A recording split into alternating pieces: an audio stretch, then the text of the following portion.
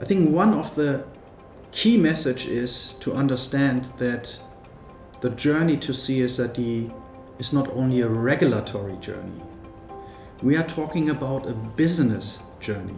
This is a business requirement, not only a regulatory requirement, to be prepared for 2025 to have non-financial information in place, complete, reliable.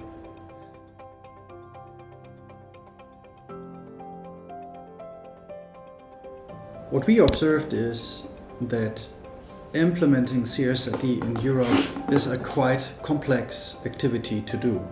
And this is not only because the standard itself, the CSRD and the ESRS standards, are complex. It's more about the legal structure of Japanese huge corporates within Europe.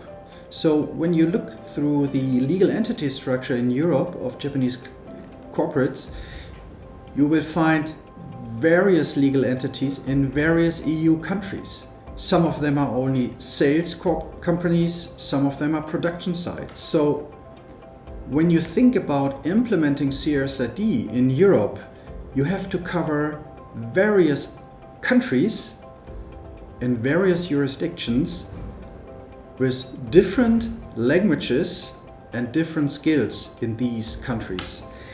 And a project of implementing CSRD needs to reflect that, so you need to have a European-wide CSRD project, because on headquarter level you usually have a kind of mature ESG departments in place. We do not have that in Europe so far.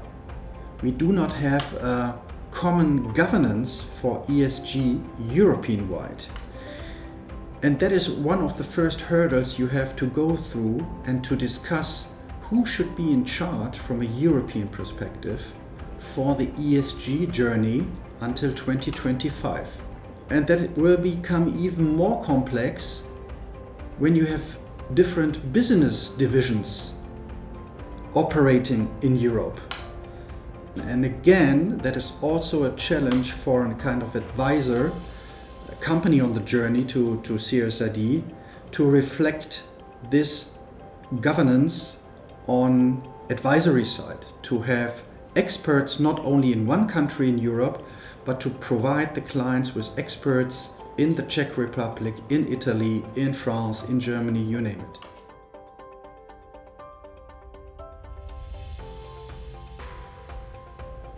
Yes, and it's like that the European people do not have so much experience with the ESG topics so far. Of course, they have certain touch points, because already today a lot of customers from your Japanese entities in Europe approaching them and asking for certain non-financial information. So there is a, let's say, first understanding of especially environmental information to give to certain customers. But basically, ESG is a new topic, and education and training the people, raise the awareness for non-financial information is key for the project. Not only on management level in Europe, but also in the operation, because a CSRD implementation project not only impacts one department, but various departments in Europe. We are talking about the salespeople, knowing the customer needs, knowing the product details. We are talking about HR when we go to the social topics. We need to have them on the table. We need to have people from procurement department knowing the supply chain and the non-financial related information coming from the supply chain. So this is a very complex project also from an organizational perspective.